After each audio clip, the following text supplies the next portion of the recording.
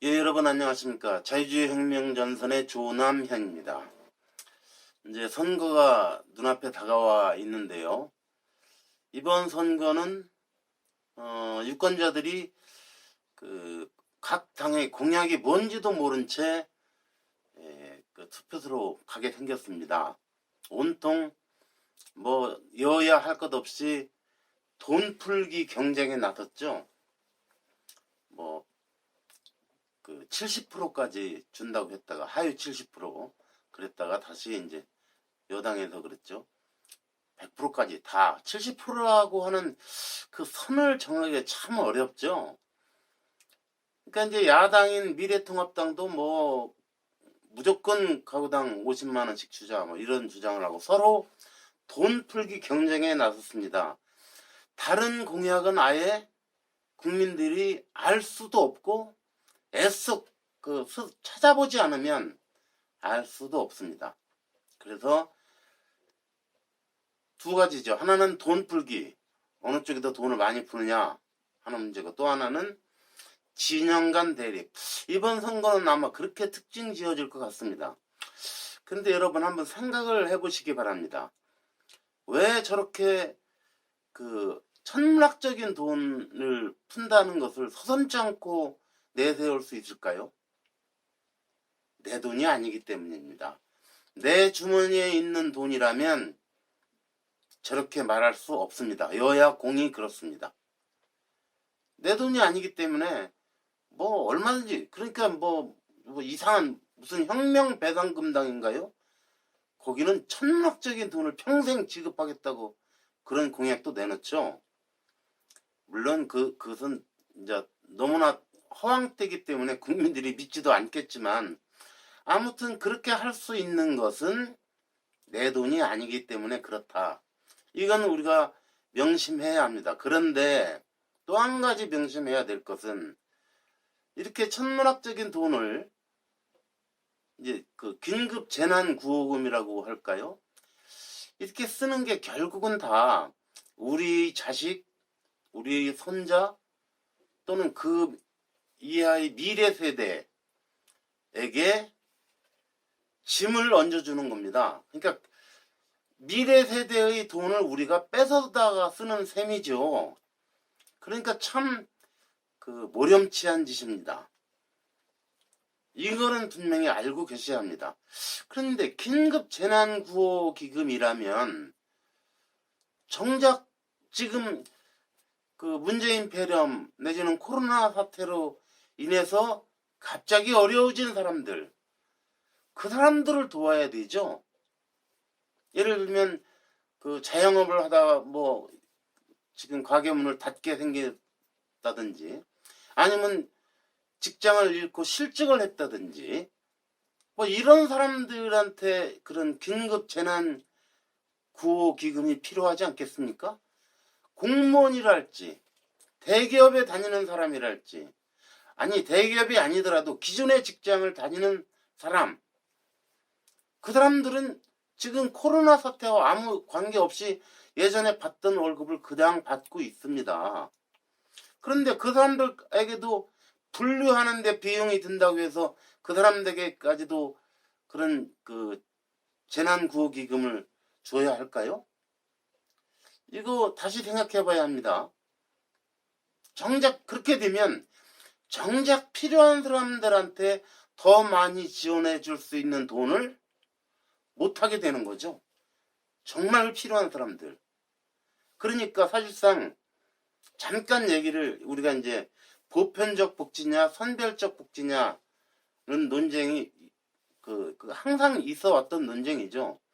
저는 그렇습니다. 보편적 복지는 바로 우리 사회의 약자들, 그러니까 시장 경쟁에서 그러니까 도태된 사람들, 내지는 아예 시장 경쟁에 참여할 수 없는 사람들, 뭐 이를테면 장애인들이랄지 이런 사람들이죠. 노인이랄지, 아예 시장 경쟁에 참여할 수 없는 사람들과 시장 경쟁에서 도태된 사람들이 다시 시장 경쟁에 뛰어들 수 있도록 도와주는 것, 그게 복지입니다.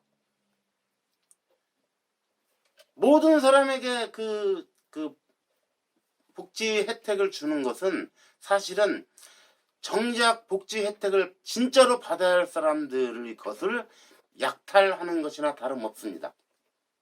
그래서 보편적 복지는 사실상 복지 원래의 뜻에도 어긋납니다. 맞지 않습니다. 아무튼 지금 선거가 돈 풀기 선거로 가는 것은 정말로 바람직하지 않습니다.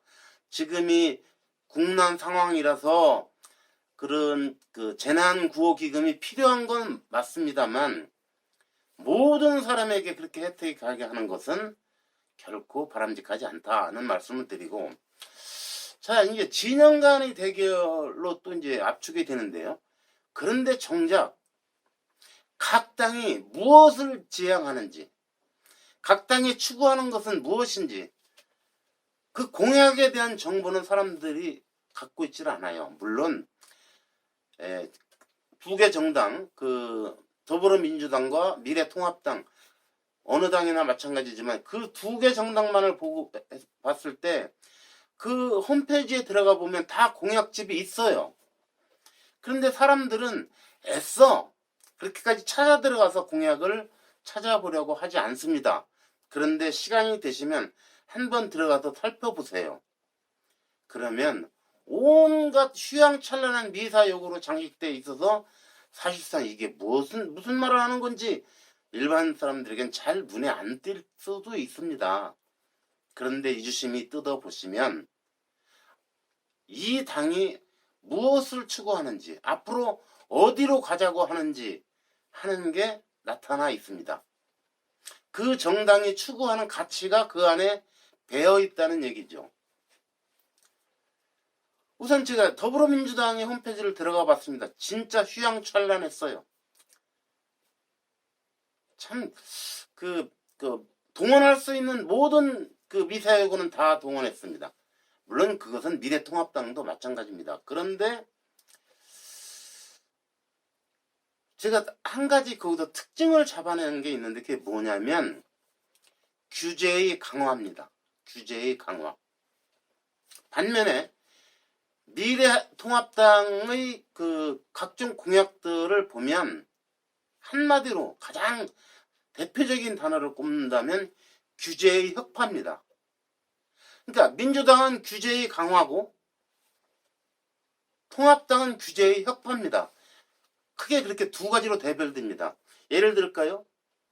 민주당이 이건 지금 문재인 대통령이 전에 대선 공약으로 했던 거지만 비정규직을 없애겠다. 지금 공약집에 보면 법으로 아예 비정규직을 못하게 하려고 하고 있어요. 근데 여러분, 비정규직은 왜 생겨날까요? 기업인들은요, 기업 사업자 입장에서는요, 비정규직보다 정규직이 좋습니다. 왜? 숙련된 노동을 제공받을 수 있으니까요. 일정 기간만 근무하다가 나가는 사람이라면 숙련된 근로자가 될 수 없죠. 예를 들면 이런 겁니다. 2년, 그러니까 파견 근로 내지는 이런 것을 2년으로 제한해 버리니까 계약 기간을 2년 미만으로 해버려요. 그리고 2년이 되기 전에 내보냅니다. 그게 그동안의 관행이었어요. 왜? 그렇지 않으면 정규직으로 채용해야 하니까. 그럼 정규직으로 채용하면 되지. 이렇게 생각할 수 있습니다만 문제는요. 정규직으로 채용하는 순간 해고를 못합니다. 예를 들면 일감이 줄어들어서 근로자 수를 줄여야 되겠는데 해고를 사실상 할 수 없게 되어 있습니다. 우리나라 근로기준법상 보면 실질적으로 해고를 할 수 없게 되어 있어요. 내용도 애매해요. 상당한 사유가 없는 한 이런 식으로 되어 있습니다. 법 규정에도. 그러면 상당한 사유? 그걸 누가 판단하죠? 물론 법원이 판단하겠죠. 그러나 그것은 정확하게 어떤 잣대가 있는 게 아니에요. 그러니까 기업으로서는 정규직의 채용을 꺼리게 됩니다. 일단 채용하면 불경기가 와도 해고를 할 수 없기 때문에. 기업이라는 게 불경기가 오면 인원을 줄였다가 다시 호경기가 오면 인원을 더 뽑았다가 이럴 수 있어야 되는데, 지금 경기 호불호와 상관없이 기업들은 아주 불가결한 것 외에는 정규직 채용을 꺼립니다. 아까 이게 바로 기존의 현재의 노동시장에서 정규직으로 자리 잡고 있는 사람들에 대한 과보 때문에 이런 일이 벌어지는 겁니다. 그래서 노동시장의 개혁이 한국 경제의 안내에 굉장히 중요합니다. 현재는 근데 이 문재인 정권은 노동시장의 개혁은커녕 오히려 귀족 노조들의 어떤 대변인 역할을 하고 있죠. 지금 대기업 노조들은요, 지금 국난 상황 상관없어요. 아주 안정적인, 그래서 심지어는 자기가 퇴직할 무렵에는 자기 아들을 그 자리에다 집어넣고 퇴직하는 경우도 아직도 있습니다. 아직도. 이러니 귀족 노조라고 안 할 수가 없죠. 그 사람들만을 보호하기 때문에 비정규직 내지는 아직 노동시장에 진입하지 못한 젊은이들은 큰 차별을 받고 있는 겁니다. 그렇다면 노동시장의 개혁, 이게 뭐냐? 그게 바로 규제 완화입니다. 규제 완화, 규제 협박. 예를 들면 비정규직에 대한 어떤 규제, 정규직으로 채용하면 어떤 사실상 해고할 수 없도록 하는 규제, 이런 규제들을 없애야만, 지금은 국난 상황이지만 이 코로나 사태도 어느 시점에 가면 진정되겠죠. 그 이후에 어떻게 할 것이냐? 규제 개혁으로 가야 합니다. 미래통합당은 규제 개혁, 그런데 더불어민주당은 규제 강화합니다. 규제 강화. 예를 들면 사교육비가 늘 문제가 되죠. 그래서 지금 공약집에 보니까 사교육을 못하게 감시원 수를 늘리겠다고 합니다. 그러니까 이제 결국 공무원 수를 늘리는 거죠. 그렇게 해서 사교육 시장을 통제 감시하겠다는 겁니다. 그런데 여러분, 사교육 없애려면 간단하지 않아요? 학원 다 불법화시키고 못하게 하면 돼요. 학원. 그런데 그렇게 하면 학원이 없어질까? 사교육이 없어질까요? 그렇지 않습니다. 그러면 제도권이 아닌, 말하자면 일종의 암시장 같은 거죠. 지하경제로 소모듭니다. 그렇게 되면 어차피 똑같이 사교육을 받는다고 할 때 소비자는 합법적인 환경에서 사교육을 받을 때 드는 비용보다 불법적인 상황에서 사교육을 받을 비용을 훨씬 더 크게 지불할 수밖에 없습니다. 왜? 사교육을 제공하는 사람이 여차하면 법의 제재를 받을 수 있기 때문에 지불해야 되는 비용은 높아질 수밖에 없는 겁니다. 그래서 현실적으로 사교육을 없앨 수가 없습니다. 학원을 없앤다고 해서 사교육이 없어지는 것도 아니에요. 그러니까 학원을 없앤다는 말은 못하죠. 대신 불법 사교육이라고 해요. 어떤 게 불법일까요? 예를 들면 이런 거겠죠. 지금 사교육 시장도 교육비를 일정 수준 이상으로는 못 받게 규제하고 있죠. 그러니까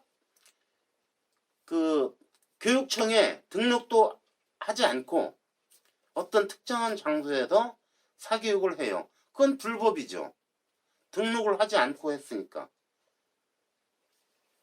그걸 감시원을 들여서 잡겠다는 겁니다. 그렇게 될까요? 예, 될 수도 있어요. 일부. 아주 일부. 그런데 거기에 드는 비용은 엄청나게 들어가죠. 왜? 감시원 수, 공무원을 많이 늘려야 하니까. 전국에 그런 사교육들을 다 공무원들을 풀어서 감시할 겁니까? 예를 들면 학원도 교육청에 이제 요새는 뭐 교육구청이죠. 거기에 등록을 했다고 하더라도 그 상태에서 얼마든지 신고되지 않은 교육을 할 수도 있는 겁니다. 그런 걸 어떻게 다 감시합니까? 어떻게 다 적발합니까? 사실은요, 사교육비를 절감시키려면 이거는 교과서 같은 얘기이긴 하지만 현실적으로 그렇습니다. 공교육을 강화시켜야 돼요. 사교육이 번창하는 것은 공교육이 제 역할을 못하기 때문입니다. 그런데 우리가 문제가 복잡할수록 원칙으로 돌아가야 합니다. 사교육 시장을 때려잡는다고 공교육이 살아나는 것도 아니에요. 그러니까 경쟁에서 공교육이 사교육 시장보다 경쟁에서 앞서야 되는 겁니다. 그렇다면 굳이 사교육을 받을 이유가 없죠. 그러니까 이것도 역시 규제 강화입니다. 어떻게 하면 공교육이 경쟁력을 가질 수 있게 그리고 그렇게 창의적인 교육을 할 수 있을까 하는 고민은 하지 않고 어떻게 제도적으로 그것들이 창의성이 발휘될수록 할 수 있을까를 고민하는 게 아니라 사교육 때려잡기만 하면 되는 겁니다. 간단하죠. 돈만 쓰면 되니까요. 이렇게 한마디로 미래통합당은 규제 완화, 규제 혁파, 더불어민주당은 규제 강화입니다. 더불어민주당 공약집에 규제 혁신이나 규제 혁파나 규제 완화라는 단어 자체가 없습니다. 결국 뭐냐? 시장을 믿을 수 없다. 그런 얘기죠. 그러기 때문에 정부가 개입해서 시장을 통제하겠다. 그런 발상인 거죠. 자, 국난 사태가 이제 진정되고 나면 그래서 세계 경제가 정상적으로 돌아간다고 할 때 대한민국 경제의 활로는 어디에 있을까요? 규제 혁파에 있습니다. 그래서 온갖 규제를 없애야 자유롭게 기업의 창의성이 발휘가 됩니다.